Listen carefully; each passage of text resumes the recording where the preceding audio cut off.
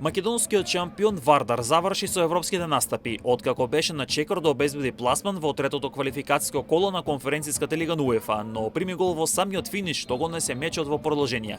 Во регуларниот дел резултатот беше 1-2 во полза на Вардар, а во продолжението Рига стигна до триумф од 5-2 и со тоа обезбеди пласман во следната фаза. Вардар резултатот го отвори во 70-та минута преку гол на Давид Бабунски, но само 2 минути подоцна следуваше црвениот картон на Филип Најдовски како последен играч во одбраната и со тоа скопскиот тим беше со играч помалку на теренот до крајот на мечот.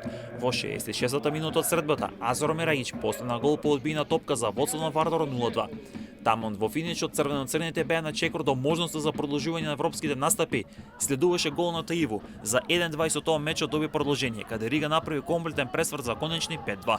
Како голем предизвик се покажа фактот што Вардар играше со човек помалку на теренот и тоа директно влијаеше. Сега шампионот ќе се насочи кон одбрана титулата во првата македонска фудбалска лига, а фокус ќе биде ставен и на купот на Македонија.